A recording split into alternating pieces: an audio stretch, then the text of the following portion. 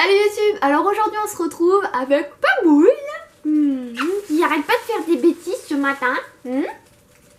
Oh Pamouille.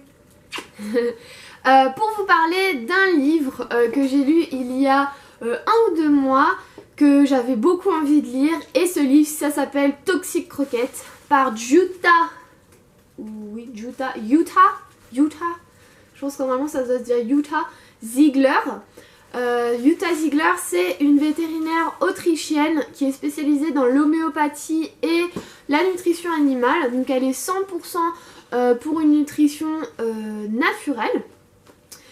Alors le livre il se lit assez rapidement hein, puisqu'il y a quelques, je crois il y a 200 pages, un peu plus de 200 pages.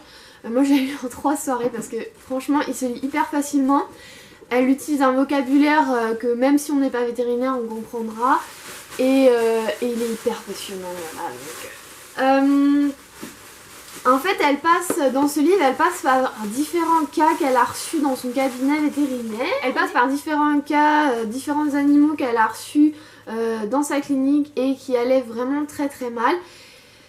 Et en fait, à travers ces cas, elle expose donc son opinion sur par exemple l'alimentation industrielle, les vaccins, les antiparasitaires, tout ce genre de choses. Et tout à la fin, vous avez en fait des affirmations que beaucoup de vétérinaires disent ou des préjugés. Et elle répond, donc elle justifie si c'est vrai ou faux. Si je vous en donne, je vais vous en donner quelques-uns. Il y a tout ce qu'il faut dans les aliments tout prêt. Faux. La viande crue peut donner des vers aux chiens et aux chats. Faux. Et ensuite elle justifie.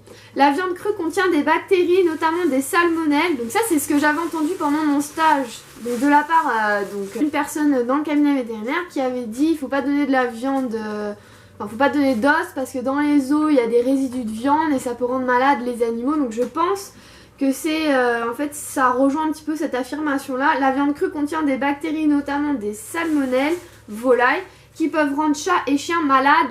Faux.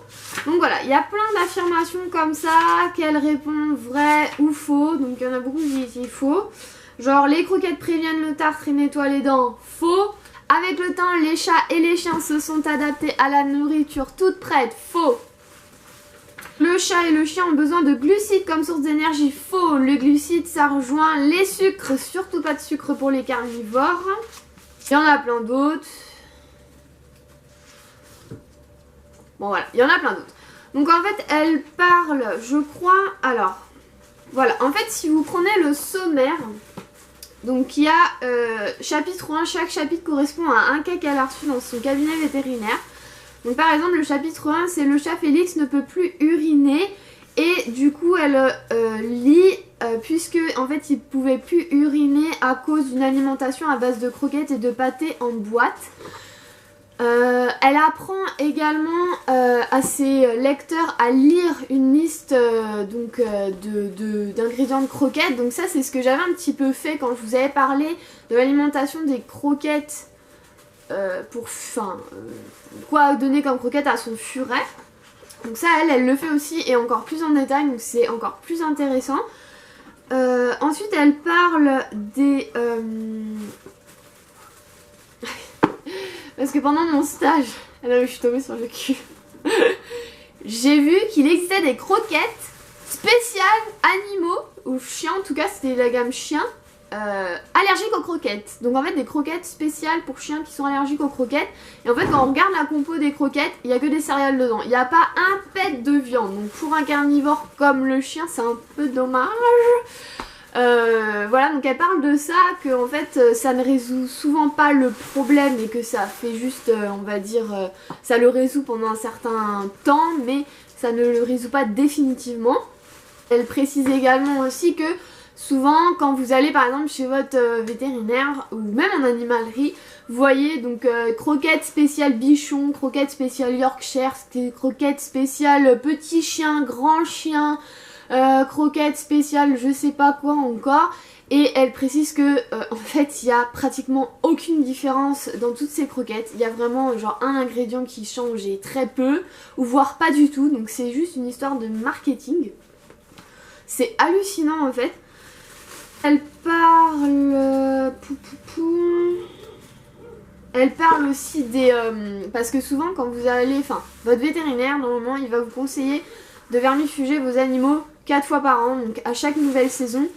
Elle précise que ça sert à rien et c'est très mauvais de vermifuger autant, puisque par exemple quand on vermifuge, quand moi par exemple je vermifuge mes furets au Stronghold ou à l'Advocate, ça fait également anti-puce, anti-tique je crois. Et ça empoisonne le sang de l'animal, donc c'est pas... Elle, ce qu'elle précise, c'est qu'en fait, c'est pas anodin ce genre de choses et que ça peut être également très très mauvais, très très nocif pour votre animal de le faire trop souvent. Alors moi quand j'ai lu ça, j'ai dit ok, les 4 fois par an c'est terminé, je ferai 1 à 2 fois par an. Parce que voilà, j'ai pas envie d'empoisonner mes animaux avec ces trucs là, on sait même pas ce qu'on leur met. Je suis d'accord qu'il faut les vermifuger. Mais peut-être pas autant, surtout que... Alors, les miens sont nourris aux proies, mais je pense que quand on a une bonne hygiène, c'est-à-dire qu'on nettoie les cages souvent, qu'on laisse pas les proies 50 000 ans dans la cage jusqu'à ce qu'il y ait des vers ou des moucherons, je pense que le minimum d'hygiène qu'on a pour ça, ça prévient également le fait que l'animal aura des vers. Ou c'est qui est bon, tiens. Qui c'est qui est là? Bébé. Allez, va. Attends, je vais te mettre là plutôt. Donc, de quoi elle parle encore? Ah oui, alors, la vaccination annuelle. Alors, souvent, vous verrez que les médecins, donc en ce qui concerne les humains, souvent, ils ne vaccinent jamais leurs enfants. Donc, en fait, on fait vacciner des enfants, mais eux ne le font pas. Donc, c'est qu'il y a un truc quand même. Et là en fait elle parle, donc elle va détailler déjà de quoi le chat se fait vacciner, de quoi le chien se fait vacciner et les études, différentes études qui ont montré que c'était franchement inutile, voire très nocif de vacciner ces animaux tous les ans. Et elle dit que c'est carrément un non-sens parce que vaccination annuelle, si vous dépassez un petit peu, le vétérinaire en général il vous fait refaire une primo-vaccination plus un rappel 3 semaines après. Et elle dit, c'est pas parce qu'on a dépassé un peu la date de quelques mois que paf, le vaccin il s'arrête de faire effet. Non, c'est pas du tout ça, il continuera à faire effet. Donc je vais pas vous détailler tous les vaccins du chat, du chien, mais je vais prendre par exemple le cas du carré. Alors vous savez que le carré, en tout cas pour le furet, le vaccin spécial furet juste carré n'existe pas.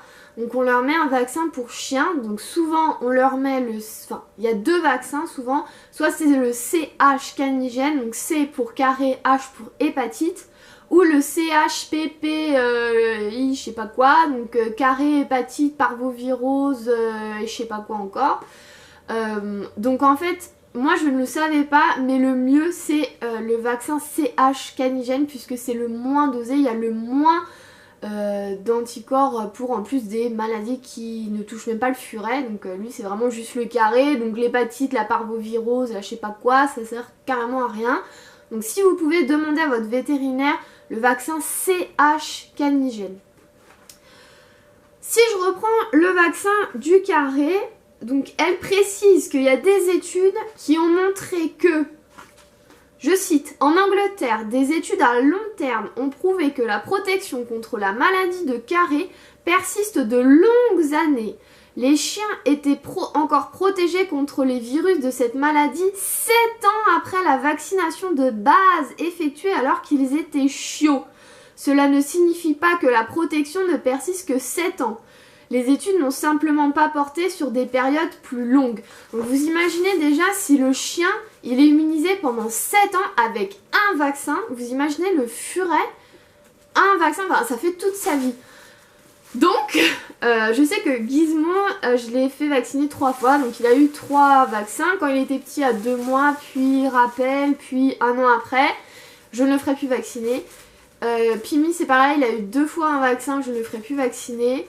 Belle elle en a eu 2, pareil je la ferai plus vacciner, et Penny 1 je la ferai plus vacciner, surtout que les miens ils sortent presque jamais quoi. Franchement ce livre il fait peur parce qu'on se dit, il y a beaucoup d'ailleurs de gens qui me disent que je prends les vétérinaires, enfin, certains vétérinaires de haut et que je leur fais pas trop confiance, mais franchement une fois que vous avez lu ce bouquin, vous avez plus envie de leur faire confiance du tout.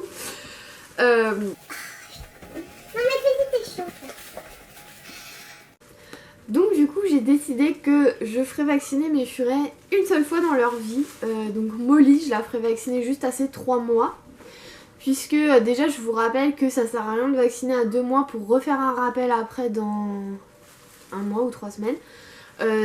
Le furet a des anticorps jusqu'à ses 3 mois, donc des anticorps de la mère.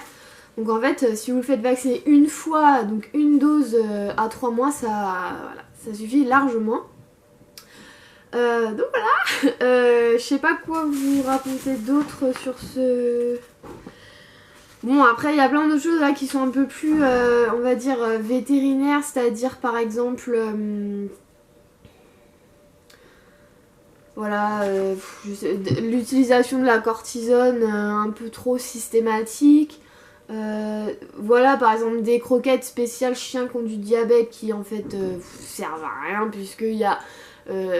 c'est des croquettes normales en fait, il n'y a pas de produit ou quoi qui fait que ça lutte contre le diabète.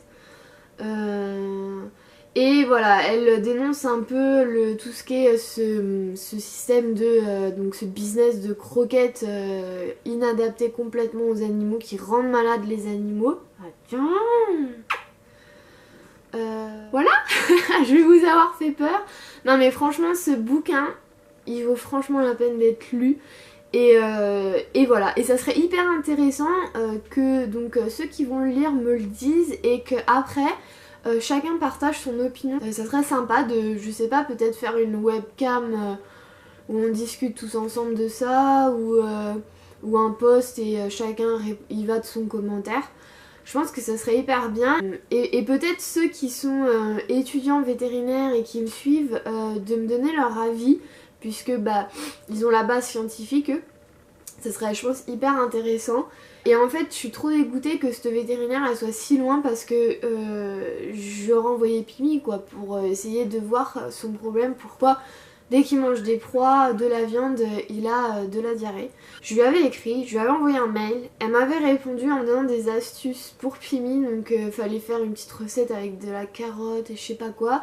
Mais le problème c'est que je me dis si je fais ça et que ça va pas, après, enfin, je veux dire, je peux pas aller la voir elle, donc ça me rassurait pas trop. J'aurais préféré aller la voir elle directement et faire les choses avec elle en fait. Donc ça c'est dommage, c'est vraiment dommage.